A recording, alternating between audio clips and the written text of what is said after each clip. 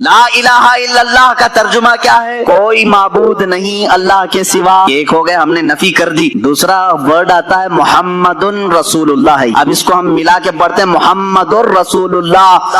محمد اللہ کے رسول، کیا کہہ رہے ہیں؟ محمد اللہ کے رسول۔ پاسٹ میں تھے کہا میں نے، اب ترجمہ کبھی کلمے کا یوں کرتے ہو محمد اللہ کے رسول تھے؟ نہیں، ہمارا ہر بچہ ترجمہ یہی کرے گا محمد اللہ کے رسول ہے۔ یہ اس بات کی علامت ہے کہ رسول آج بھی زندہ ہے۔ تو ہم مردہ رسول کو مانتے تو یہ کہتے وہ اپنے زمانے میں رسول تھے۔ جب کلمہ پڑھ رہے ہیں ہم اقرار کر رہے ہیں رسول ہیں، محمد اللہ کے رسول۔ کلمہ ہمارے ہوتی، گناہ سب سے ہوتے ہیں، اور اسی لیے میرے آقا صلی اللہ علیہ وسلم ارشاد فرماتے ان بنی آدم خطاؤون وخیر الخطائین التوابون۔ آدم کی ساری اولاد خطا کرتی ہے، یعنی آدمی سب خطا کرتے ہیں، لیکن بہترین خطا کرنے والا وہ ہے جو خطا کرتے ہی توبہ کر لیتا ہے۔ السلام علیکم ورحمۃ اللہ وبرکاتہ۔ میرے پیارے پیارے عزیز دوستو، میں امید کرتا ہوں الحمدللہ آپ لوگ خیریت و عافیت سے ہوں گے۔ آپ جہاں بھی رہے اللہ آپ سب کو ہمیشہ خوش رکھے، آباد رکھے۔ پیارے عزیز دوستو، آج کی اس ویڈیو میں ہم لوگ جانیں گے توبہ استغفر اللہ پڑھنے کی کیا کیا فضیلتیں ہوتی ہے۔ اگر کوئی بندہ کتنا بھی گناہ کر لے، دن بھر گناہ کرے اور رات کو توبہ استغفار پڑھ کے سو جائے، تو انشاءاللہ اللہ تعالیٰ اس کے سارے گناہوں کو معاف کر دیتا ہے۔ تو اس بارے میں مفتی سلمان اجہری صاحب پورے تفسیر کے ساتھ بتا رہے ہیں۔ جب غلطی ہو جائے، غلطیاں کس سے نہیں ہوتی، گناہ سب سے ہوتے ہیں، اور اسی لیے میرے آقا صلی اللہ علیہ وسلم ارشاد فرماتے ان بنی آدم خطاؤون وخیر الخطائین التوابون۔ آدم کی ساری اولاد خطا کرتی ہے، یعنی آدمی سب خطا کرتے ہیں، لیکن بہترین خطا کرنے والا وہ ہے جو خطا کرتے ہی توبہ کر لیتا ہے، توبہ کر لیتا ہے۔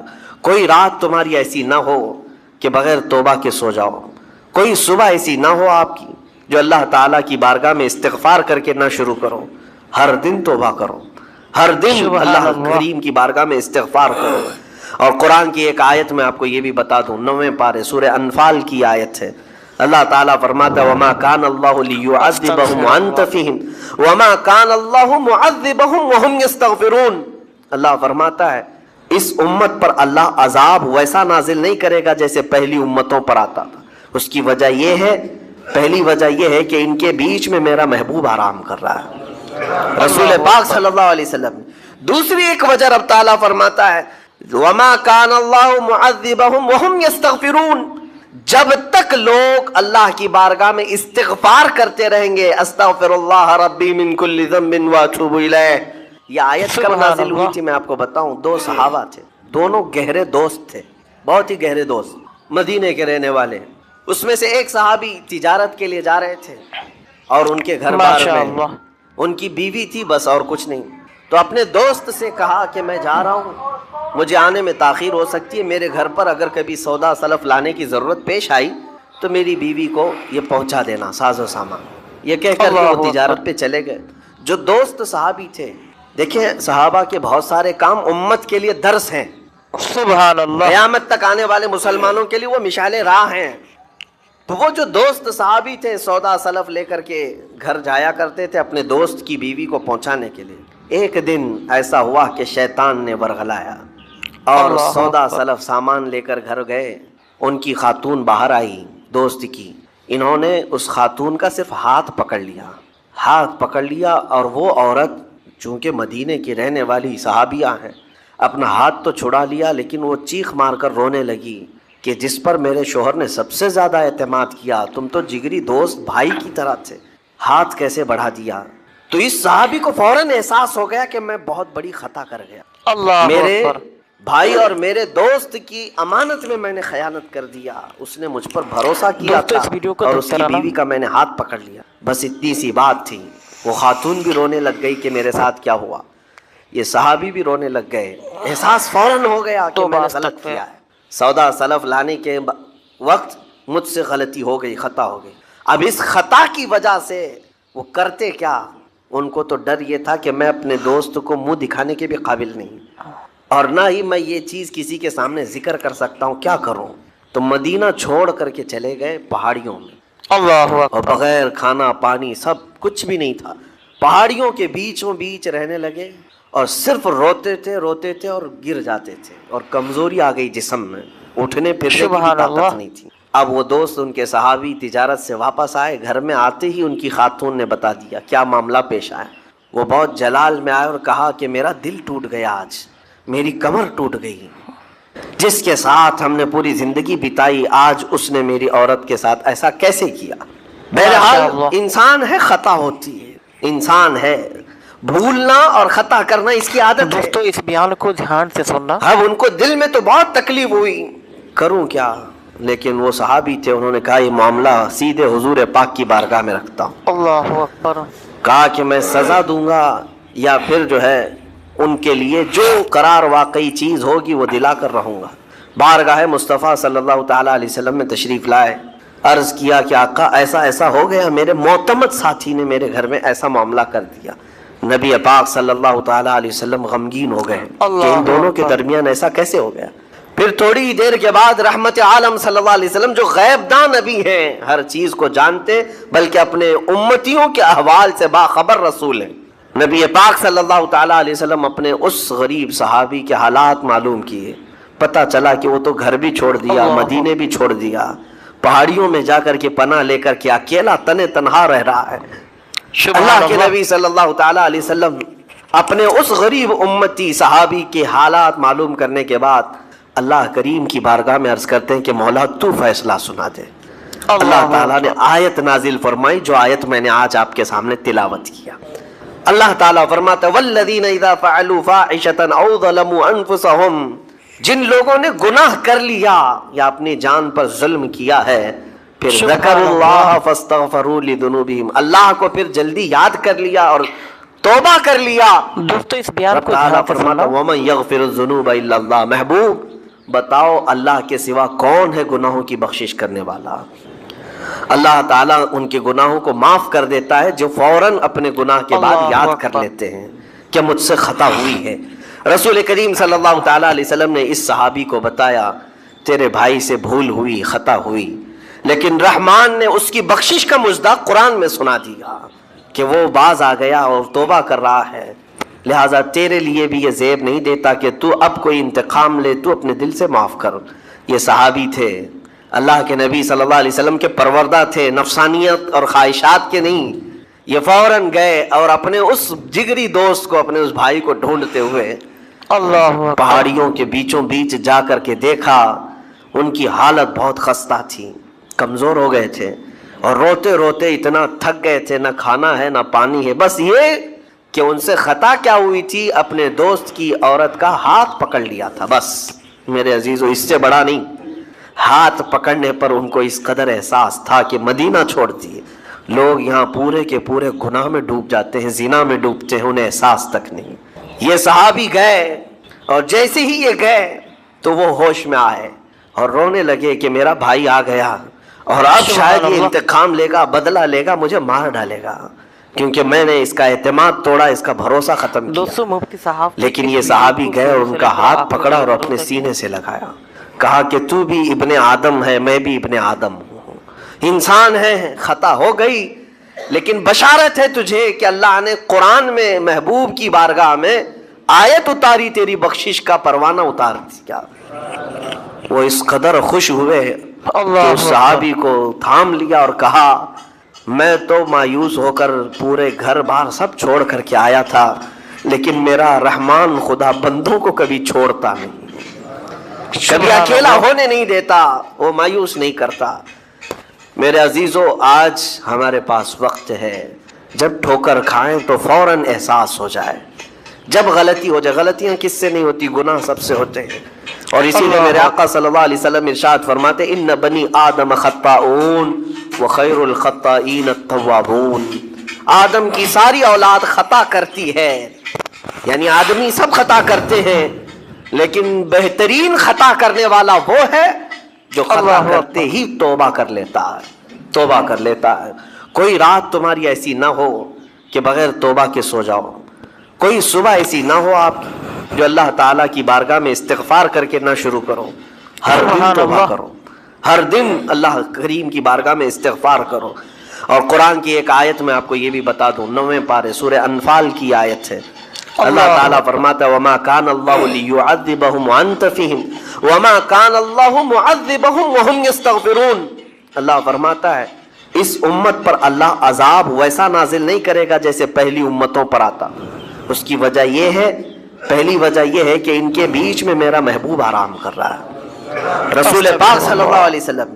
دوسری ایک وجہ رب تعالیٰ فرماتا ہے وَمَا كَانَ اللَّهُ مُعَذِّبَهُمْ وَهُمْ يَسْتَغْفِرُونَ. جب تک لوگ اللہ کی بارگاہ میں استغفار کرتے رہیں گے، اللہ فرماتا ہے اس قوم پر اللہ عذاب نہیں نازل کرتا. جب بندے چھوڑ دیتے ہیں، ارے جو کیا سب صحیح کر رہا ہوں، میرا کیا ہے، توبہ کرنا بھول گیا، استغفار کرنا بھول گیا، ان بندوں پر اللہ کا عذاب آتا ہے، اس قوم پر عذاب آتا ہے. اسی لیے میں کہتا ہوں میرے عزیزو، خطائیں سب سے ہیں. ہمارے دامن کے اندر کیا کیا ہے وہ ہمیں معلوم ہے، ہمارے پروردگار کو. بہت سارے راز ایسے ہیں جو اس نے چھپا رکھا ہے، بندوں کے اوپر پردہ ڈال رکھا ہے. اتنی باتیں کہ اگر وہ پردہ اٹھا دے تو لوگ رشتہ داروں کے سامنے بیٹھنے کے بھی قابل نہیں رہیں. ماں باپ دیکھ کر گھبرا جائیں گے اور اپنے گھر سے دور کر دیں. یا اگر باپ کی غلطیاں بیٹے کو پتہ چل جائے تو زندگی بھر اس کو باپ نہیں تسلیم کرے گا، وہ باپ نہیں مانے گا کہ اس کی اتنی بڑی بڑی خطائیں. لیکن وہ رحمان ہے، باپ کی عیب بیٹے سے چھپا رکھا ہے، بیٹے کے عیب ماں سے چھپا کر رکھا ہے. وہ پروردگار عالم نے پردہ رکھا ہے ہر ایک پر. لیکن اس کے باوجود بندوں کو یہ چاہیے کہ اس کی بارگاہ میں اکڑ دکھانے کی بجائے، غرور و گھمنڈ دکھانے کی بجائے عاجزی کے ساتھ اسے رحمان تسلیم کر کے عرض کرتے رہے مولا میں خطا کار ہوں اور تو ستار و غفار ہے، بخش دے مولا تیرا نام غفار ہے، بخش دے مولا تیرا نام غفار ہے. اسی لیے میں عرض کرتا ہوں میرے عزیزوں، رب تبارک و تعالی ارحم الراحمین ہے. لیکن کچھ بندوں کو آج ایسا لگتا ہے کہ اب ہم جس زندگی میں جیسے چل رہے ہیں اب تک ہمارے ساتھ کچھ ہوا نہیں، اس کا مطلب ہے کہ ہم صحیح کر رہے ہیں، جو کر رہے ہیں ہم صحیح کر رہے ہیں. اس نے ڈھیل لے رکھی ہے، اس کا مطلب یہ نہیں کہ جو کر رہے ہیں صحیح کر رہے ہیں. کسی دن وہ گرفت کرنے پر آئے اور سب کے سامنے عیوب تمہارے برائیاں وہ آشکار کر دے، کھول دے، تو یہ سب سے بڑا عذاب ہے. دنیا میں بھی سب سے بڑا عذاب ہے. بہرحال آج وقت ہے، اللہ تعالیٰ نے عقل سلیم عطا کیا ہے. اور میں آپ کو بتاؤں کہ اللہ تبارک و تعالیٰ ان بندوں کو پسند کرتا ہے جو اس کی بارگاہ میں گڑ گڑاتے ہیں. آپ نے دنیا میں دیکھا ہے کسی کے پاس آپ مانگنے کے لیے جائیں، 1000 روپے مانگ کے دکھائیں، آج وہ دے دے گا، کل پھر 1000 روپے مانگے اس سے، ہو سکتا ہے دے دے گا، پرسوں پھر مانگو، دیکھو پھر اس کا چہرہ بگڑتا ہے کہ نہیں. اچھے لوگوں کی بات میں کر رہا ہوں. مانگنے سے لوگ ناراض ہوتے ہیں، اور اگر تم مانگنے کی عادت ڈال دی تو دیکھنا وہ آدمی راستہ کاٹنے لگ جائے گا، ارے یہ آ رہا ہے ہٹ جاؤ ادھر سے، ابھی آئے گا 1000 روپے مانگے گا. مانگنے والوں سے تو ہم راستہ کاٹ لیتے ہیں. لیکن آپ کو پتا ہے رحمت عالم صلی اللہ علیہ وسلم ارشاد فرماتے ہیں میرا مولا رب تعالیٰ کی شان یہ ہے کہ بندہ اگر مسجد میں آیا اور کچھ مانگے بغیر ہی چلا گیا تب رب اللہ کریم سورہ ملک کی سفارش قبول فرمائے گا، شفاعت اس کی قبول ہوگی، اور سورہ ملک کی تلاوت کرنے والے کو اللہ بخش کر جنت عطا فرمائے گا. تو یہ اس کی فضیلت ہے، بڑی فضیلت والی سورہ ہے.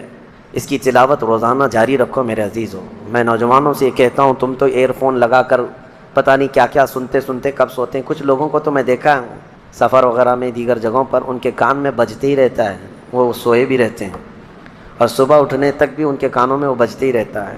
یہ بیماری ہے یا تو ایڈکٹ ہو چکے کچھ لوگ، کیا بجتا رہتا ہے اتنا کنٹینیو کہ نیند میں بھی کچھ لوگوں کو عادت ہے کہ وہ کانوں میں لگا رہے. کیا ہی بہتر ہوتا کہ روزانہ سونے کے وقت تم کانوں میں سورہ ملک کی تلاوت لگا کر کے سو جاتے. مشکل سے 5 منٹ میں یہ تلاوت اگر کسی اچھے قاری قرآن سے سنتے ہیں تو 5 منٹ، ورنہ 2-3 منٹ میں یہ قرآن اگر حدر کے ساتھ اس کو پڑھ لیا جائے تو زیادہ سے زیادہ 3 منٹ میں یہ سورہ ملک پوری ہو جاتی ہے. 3 منٹ میں سورہ ملک پڑھ بھی سکتے ہیں یا سن بھی سکتے ہیں. لیکن لوگوں کی آج مینٹلٹی ایسی بنی ہوئی ہے کہ ان کو دھن چاہیے، گانے باجے اور میوزک چاہیے. میں یہ کہتا ہوں کہ گانے باجے تو چھوڑو، نعتیں بھی اپنی جگہ پر اپنا مقام، لیکن اللہ کا کلام اپنی جگہ پر ہے. تو تمہیں عادت یہ ڈال لینی چاہیے کہ سورہ ملک کی تلاوت روزانہ کریں گے یا سنیں گے اور اس کے بعد سوئیں گے انشاءاللہ۔ جس دن ہمارے جانے کا ہوگا قبر میں یہ سورہ ہماری روشنی لائے گی انشاءاللہ۔ سورہ قلم دوسری سورہ ہے جس میں اللہ کریم نے اپنے حبیب صلی اللہ تعالیٰ علیہ وسلم کی تعریف میں یہ سورہ نازل فرمائی۔ ویسے تو دیکھا جائے آغاز سے اخیر تک قرآن ہے نعت مصطفیٰ، آغاز سے اخیر تک قرآن ہے نعت مصطفیٰ، محبوب کے بیان کا کیسا انوکھا ڈھنگ ہے۔ نبی پاک صلی اللہ تعالیٰ علیہ وسلم کی عظمت میں یہ آیتیں اتری ہیں۔ اللہ تعالیٰ فرماتا ہے نون والقلم وما یسطرون ما انت بنعمت ربک بمجنون وان لک لاجرا غیر ممنون۔ مصطفیٰ کریم صلی اللہ تعالیٰ علیہ وسلم کو مکہ کے کفار مجنون کہتے تھے، یعنی دیوانہ، اور اللہ تعالیٰ دفاع فرما رہا ہے محبوب آپ مجنون نہیں ہیں، اپنے رب کی نعمتوں سے بھرے ہوئے ہیں۔ وَإِنَّكَ لَعَلَىٰ خُلُقٍ عَظِيمٍ، آپ تو دنیا میں سب سے بلند اخلاق پر پیدا کیے گئے ہیں۔ ہاں تیرے خلق کو حق نے عظیم کہا، تیرے خلق کو حق نے عظیم کہا، تیری خلق کو رب نے جمیل کیا، کوئی تجھ سا ہوا ہے نہ ہوگا شہا، تیرے خالق حسن و ادا کی قسم۔ نبی پاک صلی اللہ تعالیٰ علیہ وسلم کی سیرت کو اللہ نے سب سے عظیم کہا، خلق، اور خلق یعنی حضور کی صورت کو بھی سب سے خوبصورت کیا۔ نہ حضور کی صورت جیسا کوئی ہے نہ حضور کی سیرت جیسا کوئی ہے۔ قرآن اس چیز کی گواہی دے رہا ہے، آپ سب سے بلند اخلاق پر پیدا کیے گئے۔ آؤ میں آپ کو بتاؤں، ام المومنین عائشہ صدیقہ رضی اللہ تعالیٰ عنہا سے پوچھا گیا ماں آپ بتائیں رسول اللہ صلی اللہ علیہ وسلم کے اخلاق کیسے تھے؟ حضرت عائشہ صدیقہ فرماتی ہیں کان خلقہ القرآن، ان کے اخلاق تو پورا قرآن ہے، حضور صلی اللہ علیہ وسلم کے اخلاق قرآن ہے۔ حضرت عائشہ فرماتی ہیں قرآن حضور کے اخلاق ہیں، پورے ہیں۔ میں یہ کہتا ہوں اپنے غیر بھی اس بات سے متاثر ہیں کہ نبی پاک صلی اللہ علیہ وسلم کے اخلاق کوئی بناوٹی اخلاق نہیں تھے۔ آپ کے کردار، آپ کا کیریکٹر جو ہے وہ کوئی تکلف سے تصنع سے آنے والا نہیں تھا، یہ نیچرلی اللہ تعالیٰ نے اس اعلیٰ اخلاق پر آپ کو پیدا کیا تھا، بلند اخلاق پر آپ کو پیدا کیا تھا۔ آپ عربوں میں جو حضور کے جانی دشمن تھے ان سے بھی اگر کوئی چیز پوچھ لیں بتا دیں گے۔ اس زمانے کے جو مکہ کے کفار جو جان کے درپے تھے، تلواریں سونتے کھڑے رہتے تھے کہ قتل کر دیں، لیکن ان سے پوچھیں کیا محمد صلی اللہ تعالیٰ علیہ وسلم کے اخلاق کیا ہیں تو وہ کہتے ہیں ہماری دشمنی اپنی جگہ پر، لیکن آج تک ہم نے کبھی ان کو جھوٹ بولتے نہیں سنا، نہ کبھی امانت میں خیانت کیا، نہ کسی کو فحش بات کرتے ہوئے دیکھا، نہ کسی کو گالی دیا، نہ کبھی وعدہ خلافی کیا، نہ کسی کو ترچھی نگاہ سے دیکھا، نہ کسی کے ساتھ ظلم کیا۔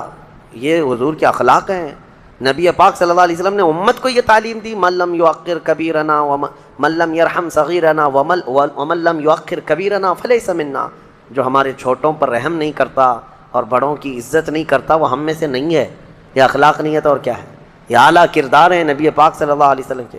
حضرت سلمان فارسی رضی اللہ تعالیٰ عنہ ایک بار استنجا کے لیے بیٹھے ہوئے تھے، یہودی دیکھ کر کے مذاق اڑا رہے تھے۔ حضرت سلمان فارسی رضی اللہ تعالیٰ عنہ ڈھیلا استعمال فرما رہے تھے اپنے استنجا کو سکھانے کے لیے۔ یہودی کہنے لگے یہ کیا طریقہ ہے؟ تو حضرت سلمان فارسی نے کہا کہ ہاں ہمیں رسول اللہ صلی اللہ علیہ وسلم نے اس بات کی تعلیم دی ہے کہ استنجا کو ہم یا تو ڈھیلے سے، پتھر سے یا پانی سے سکھا لیں، دھو لیں۔ یہودی ہنسنے لگے، ٹھٹا مار کر کے کہنے لگے اچھا تمہارے رسول کے پاس تم استنجا کے مسئلے بھی وہ بتا دیتے ہیں، یعنی یہ مسئلے ایسے ہیں جس کو وہ سمجھتے ہیں کہ عیب ہے اس کو بتانا۔ حضرت سلمان فارسی رضی اللہ تعالیٰ عنہ نے فرمایا ہاں قسم ہے اس رب کی جس نے میرے رسول کو حق کے ساتھ بھیجا، انہوں نے ہماری زندگی کے کسی بھی مسئلے کو چھپایا نہیں، ہر چیز ہمیں بتا کر واضح ہدایت عطا فرمائی ہے۔ اور اسلام ہے جو کسی مسئلے کو چھپاتا نہیں اور نہ ہی اس میں کوئی شرم و حیا کی بات ہے۔ غلط کاریوں میں پڑھنے سے تو بہتر ہے کہ مسئلے کی حقیقت معلوم ہو جائے لوگوں کو۔ میں آج بھی یہ کہتا ہوں کہ مردوں کے لیے مخصوص مسائل، عورتوں کے لیے مخصوص مسائل دوسرے قوموں میں ڈھونڈ کر کے لا کر کے دکھا دیں۔ حیض کے مسائل، نفاس کے مسائل، استحاضہ کے مسائل، یہ عورتوں کے پرسنل مسائل ہوا کرتے ہیں، لیکن شریعت نے اس کو واضح طریقے سے بیان کیا ہے، پورا بیان کر کے رکھا ہے کہ کہیں کوئی انجانے میں گمراہ نہ ہو جائے اور کچھ کا کچھ نہ کرے۔ یہ اعلیٰ اخلاق پر آیا ہوا دین ہے نبی پاک صلی اللہ تعالیٰ علیہ وسلم کے اخلاق، لیکن افسوس یہ ہے کہ ان کی قوم، ان کی امت آج بد اخلاق ہو رہی ہے۔ افسوس اس بات کا ہے، المیہ اس بات کا ہے کہ نبی پاک صلی اللہ تعالیٰ علیہ وسلم کے جو نام لیوا ہیں یہ ان کے اخلاق کی بجائے کسی اور کے اخلاق کے پیچھے پڑ گئے۔ ابھی پرسنالٹی ڈیولپمنٹ کے لیے اور اچھے عمدہ کیریکٹر سیکھنے کے لیے لوگ جو ہے کلاسز جوائن کرتے ہیں، وہاں کلاسز میں سکھائے جاتے ہیں کہ تمہیں کس طرح لوگوں سے ملنا چاہیے، ہینڈ شیک کیسے کرنی چاہیے، بیٹھیں تو کیسے بیٹھیں، کھانے کے وقت کتنے چمچ ہونا چاہیے، ہاتھ کیسے رکھنی چاہیے، یہ سب آج سکھایا جا رہا ہے۔ لیکن مجھے افسوس اس بات کا ہے کہ ہمارے بچے ان لوگوں سے اخلاق سیکھنے جا رہے ہیں جن کو پیشاب کا طریقہ بھی نہیں معلوم. ہاں کھڑے ہو کر کے پیشاب کر کے آ جاتے ہیں اور یہاں اخلاق سکھا رہے ہوتے ہیں. اخلاق سکھا رہے ہیں اور لوگوں کو یہ بتا رہے ہیں کہ ایک اچھے کیریکٹر، گڈ مینرز، پتہ نہیں کیا کیا الفاظ دے کر کے. مجھے افسوس اس قوم پر ہے کہ جس کے لیے قرآن کہہ رہا ہے وَإِنَّكَ لَعَلَىٰ خُلُقٍ عَظِيمٍ، محبوب ہم آپ کو سب سے بلند اخلاق پر بنائے ہیں. کاش تم دیکھ لیے ہوتے نبی پاک صلی اللہ علیہ وسلم کے اخلاق کو. اسی میں عزت ہے میرے عزیزو، اسی میں عزت ہے. کچھ لوگوں نے آج ایسا سمجھ لیا ہے کہ حضور کے اخلاق، حضور کے کردار بہت پرانے ہو گئے.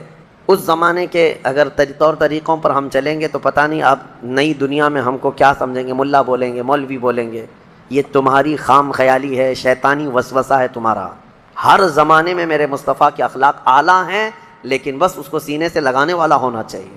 وہ جہاں جائے، ہم نے آج دیکھا ہے کہ افغان کے وہ مولوی لوگ، ان کی پگڑیاں، ان کے کرتے پیجامے ہیں، لیکن ہم نے یہ بھی دیکھا کہ وقت کا سپر پاور بھی گھٹنے ٹیک کر ان سے مذاکرات کرنے پر مجبور ہے. ہاں وہ افغان کے مولوی لوگ کہیں یہ نہیں کہ امریکہ سے، رشیا سے مذاکرات کرنا ہے، ڈائلاگ ہے تو تھوڑا سوٹ بوٹ پہن کر کے جاتے ہیں. نہیں، وہ اپنے اسی پرانے لباس میں ہی جاتے ہیں. یہ اچھی شناخت لے کر جاتے ہیں، اپنی آئیڈینٹی لے کر کے جاتے ہیں. میاں جب دنیا اپنی شناخت کے ساتھ آتی ہے تو ہم اپنی شناخت کے ساتھ کیوں نہ جائیں؟ آج انگریز ننگے گھوم کر کے فخر کرتے ہیں، تم اپنے نبی کے اخلاق پر کیوں نہیں فخر کر سکتے؟ اور نوجوانوں کو میں ایک جملہ کہتا ہوں، آج لوگ چوٹی رکھ کر کے شرماتے نہیں، تمہیں داڑھی رکھنے میں کیوں شرم آئے؟ چوٹی والوں کو شرم نہیں آتی، اور داڑھی والوں کو کیوں شرم آتی؟ داڑھی مرد کی شان ہے، نبی پاک صلی اللہ تعالیٰ علیہ وسلم کی وجاہت ہے یہ. اور آپ دیکھیں بہت سارے لوگوں کو ایسا لگتا ہے کہ نہیں، یہ زمانے کے تقاضوں کے اعتبار سے نہیں، یہ دنیا نے تمہیں اس طرح دماغ میں بٹھا رکھا ہے، یہ میڈیا، یہ فیشن، انہوں نے اس طرح بنا رکھا ہے کہ نہیں تمہیں عورت بن کے رہنا ہے، عورتوں کو مرد بن کر کے رہنا ہے. انہوں نے الٹ کر کے رکھا ہے دجالی نظام لانے کے لیے، اور مردوں کو یہ سوچنا بھی چاہیے. میں اس لیے کہہ رہا ہوں کہ میرے مصطفیٰ کریم صلی اللہ تعالیٰ علیہ وسلم کے اخلاق میں سے ہے. کسی بھی صحابہ اکرام کی زندگی دیکھو، اولیاء اکرام کی زندگی دیکھو، وہ حضور اکرم صلی اللہ علیہ وسلم کی ان اخلاق کے پیچھے چلے، انہوں نے عزت پائی. کچھ تو رکھتے داڑھی، اور یہ داڑھی بھی بڑی ضدی ہے، بڑی ضدی ہے. بیچارہ صاف کر کر کے داڑھی کو بولتا ہے نہیں میں مرد نہیں ہوں، وہ بار بار اگ کر کے بتاتی ہے نہیں تو مرد ہی ہے. وہ پھر آتی ہے روزانہ اور پھر بولتی ہے نہیں تم مرد ہو بھائی، اور یہ اس کے ساتھ لڑتا ہی رہتا ہے، لڑتا ہی رہتا ہے. بس یہ ہے کہ چہرے پر اتنے ہوں کہ دور سے دیکھنے پر آپ کا چہرہ مردانہ نظر آئے. اتنی داڑھی تو رکھے، اتنی تو ہو کہ دور سے نظر آ جائے کہ اس کے چہرے پر بال ہیں. نبی پاک صلی اللہ تعالیٰ علیہ وسلم کی سنت سمجھ کر کے میرے عزیزوں، میں اس پر آپ کے ہاں شدت تو کبھی نہیں کیا، لیکن یہ ضرور کہتا ہوں کہ عشق کا تقاضا ہے، محبت کا تقاضا ہے، اپنے حبیب کے چہرے کو سجایا جائے. اور حضور صلی اللہ تعالیٰ علیہ وسلم کے اخلاق میں جو عزت ہے وہ دنیا میں کسی بھی چیز میں عزت نہیں ملے گی. تمہاری عزت وہیں پر ہے. رب تبارک و تعالیٰ نے فرمایا وَإِنَّكَ لَعَلَىٰ خُلُقٍ عَظِيمٍ، اے محبوب ہم نے آپ کو بلند اخلاق پر بنایا ہے، بلند اخلاق پر بنایا ہے. حضور اکرم صلی اللہ تعالیٰ علیہ وسلم کے لیے جو الفاظ حدیث میں آئے ہیں نا، جنہوں نے حضور سے ملاقات کی ہے، حضور ایسے ملتے تھے. یہاں تک کہ صحابہ اکرام فرماتے ہیں حضور صلی اللہ علیہ وسلم مصافحہ کرتے تو جب تک سامنے والا ہاتھ نہیں نکالتا حضور نہیں ہاتھ چھوڑتے تھے. وہ سامنے والا خود ہی ہاتھ چھوڑ لے تب حضور ہاتھ چھوڑتے، یہ نہیں کہ کھینچ لے. آج ہم سے بھی یہ نہیں چیز ہو سکتی. کثرت سے لوگ مصافحے کے لیے آتے ہیں، ہم مصافحہ کرتے رہتے ہیں، اتنا وقت ہی نہیں ہوتا. لیکن مصطفیٰ کریم کے ان اخلاق کو دیکھیں. کوئی آتا حضور کے ہاتھ کو پکڑتا تو حضور پاک صلی اللہ تعالیٰ علیہ وسلم ہر ایک کو وہ عزت دیتے تھے کہ سامنے والے کو یہ لگتا میں ہی سب سے اہم ہوں، حضور کی بارگاہ میں ہی سب سے اہم ہوں. ہر ایک یہی سمجھتا. نبی پاک صلی اللہ تعالیٰ علیہ وسلم جب کسی سے بات فرماتے تو اس کی طرف پوری توجہ فرماتے، اور یہاں تک کہ وہ کوئی ایک بات کو بار بار ریپیٹ کرتا ہے، دہراتا ہے، تو حضور اس کے ہر بار جواب بھی دیتے تھے. اللہ کے حبیب صلی اللہ تعالیٰ علیہ وسلم نے کبھی بھری محفل میں کسی کو ذلیل نہیں کیا. حتیٰ کہ جنگ بدر کے موقع پر صفیں لگا رہے تھے تو ایک صحابی ان تھوڑا سا آگے آ گئے تھے، ان کا پیٹ باہر تھا صف سے آگے. حضور نے اپنی چھڑی سے ان کو پیچھے کیا، پیچھے جاؤ، صف میں برابر ہو جاؤ. تو انہوں نے کہا کہ میں بدلہ لے لوں گا. آپ نے چھڑی ماری ہے مجھ کو. نبی پاک صلی اللہ علیہ وسلم نے منع نہیں فرمایا، کہا کہ ٹھیک ہے آ جاؤ. چھڑی ان کے ہاتھ میں دی. صحابہ دیکھ رہے تھے. کہا اس صحابی نے کہ میں تو کپڑا اوپر نہیں تھا میرے جسم پر، آپ تو کرتا پہنے ہوئے ہیں، آپ بھی اپنا کرتا اٹھا دیجیے. نبی پاک صلی اللہ علیہ وسلم نے اپنا جبہ اٹھایا. وہ صحابی بڑھ کر مہر نبوت کو بوسا دیتے ہیں. اور اس کے بعد حضور صلی اللہ تعالیٰ علیہ وسلم کو اتنا محبت سے چوم لیا. اس کے بعد کہتے میرا بدلہ ہو گیا. حضور نے پوچھا تم ایسا کیوں کر رہے ہو، ایسا کیوں کیا تم نے؟ وہ صحابی کہتے ہیں اس لیے کہ جنگ کے میدان میں ہوں اور جان ہتھیلی پر لے کر کے ہوں، کیا پتا کہ واپس اس میدان سے میں باہر نکل پاؤں یا نہیں، میں نے یہ سوچا اس دنیا سے جانے سے پہلے آپ کے جسم سے مس ہو جاؤں تاکہ اس برکت سے جہنم کی آگ حرام ہو جائے۔ نبی پاک صلی اللہ علیہ وسلم نے مسکرایا۔ حضور نے اخلاقی طور پر اپنے آپ کو بدلے کے لیے تک پیش کر دیا، بدلے کے لیے پیش کر دیا۔ کھانے کے آداب اور طریقے میرے مصطفیٰ نے سکھائے، استنجا کے طریقے حضور نے سکھائے، برتن میں بیٹھو تو کس طرح سے کھاؤ، جب مختلف قسم کے کھانے ہوں یا ایک ہی قسم کا کھانا ہو تو آدمی کو اپنے سامنے سے کھانا چاہیے۔ کبھی یہ بھی حدیث ہے، طویل حدیثیں ہیں کہ کوئی ادھر سے ہاتھ اٹھا کر ڈال رہا ہے، ادھر سے ہاتھ، میرے آقا صلی اللہ علیہ وسلم نے منع فرمایا۔ مختلف قسم کے کھانے ہوں الگ الگ تو الگ الگ جگہ سے اٹھا کے کھائیں، لیکن ایک ہی کھانا رکھا ہو تو ایک ہی جگہ سے آدمی ہاتھ اٹھا کر کھائے۔ بیٹھنے کا طریقہ حضور نے بتایا کہ کھانے پر کس طرح بیٹھے۔ استنجا میں بیٹھنے کے طریقے بھی حضور نے بتائے، یہ جسمانی اعتبار سے بھی تمہارے لیے کتنے مفید ہیں۔ اس کے علاوہ پانی پینے کے طریقے حضور نے بتایا کہ 3 سانسوں میں پیے، نہ کہ بیل کی طرح کنٹینیو ایک ہی گھونٹ میں پورا پانی پی جائے۔ حکمتیں ہیں حضور صلی اللہ تعالیٰ علیہ وسلم کے ان اخلاق میں، بڑی حکمتیں ہیں۔ سونے کے آداب بتائے، کس طرح سے لیٹنا ہے۔ یہ آج کون تربیت دیتا ہے، کون بتاتا ہے؟ ایک ایک چیز بچپن سے لے کر کے بڑھاپے تک ہر مرحلے میں اللہ کے نبی صلی اللہ تعالیٰ علیہ وسلم نے بہترین اخلاق دیے ہیں، بہترین اخلاق دیے۔ اور لوگوں کو یہاں تک کہ حضور صلی اللہ تعالیٰ علیہ وسلم حسنین کریمین کو ایک بار گود میں لیے چوم رہے تھے، بوسہ دے رہے تھے۔ کبھی کبھار حضور صلی اللہ تعالیٰ علیہ وسلم ان کے لبوں کو چومتے تھے اور ان کی گردن کو سونگھتے تھے۔ تو ایک صحابی تھے، انہوں نے کہا یا رسول اللہ صلی اللہ علیہ وسلم آپ بچوں کو چومتے بھی ہیں، یعنی بوسہ دیتے ہیں؟ تو حضور صلی اللہ تعالیٰ علیہ وسلم نے فرمایا یہ رحمت کا ایک حصہ ہے جو اللہ نے عطا کیا ہے۔ تو انہوں نے کہا میرے تو کتنے بچے 8-10 یا کچھ، انہوں نے کہا میں نے کبھی آج تک بچوں کو چوما ہی نہیں۔ کہا حضور اکرم صلی اللہ تعالیٰ علیہ وسلم نے کہ بچوں کو یہ پیار کرو، یہ بوسہ دینا یا ان کو قریب کرنا یہ حضور کی سنتوں میں سے ہے۔ پہلے عرب لوگ اس کو عیب سمجھتے تھے کہ بچوں کو کیسے اٹھائیں گے، یہ سب کام عورتوں کا ہے۔ اللہ کے نبی صلی اللہ تعالیٰ علیہ وسلم نے بچوں کا پیار سکھایا ہے۔ جو باپ جتنا اسے وقت دے گا، جتنا پیار دے گا، جوانی میں بچہ اس کے لیے اتنا ہی خدمتگار بھی ہوگا، اتنا ہی خدمتگار ہوگا۔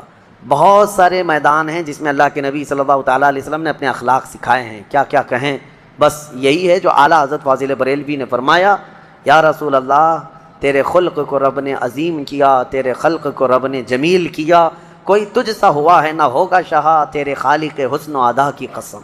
اور اس کے بعد اسی سورہ قلم میں اللہ تعالیٰ نے ایک شخص کی مذمت میں 10 برائیاں گنائی ہیں، ولید بن مغیرہ، جس نے حضور صلی اللہ علیہ وسلم کی گستاخی کی تھی، حضور کو برا بھلا کہتا تھا، گالیاں دیتا تھا۔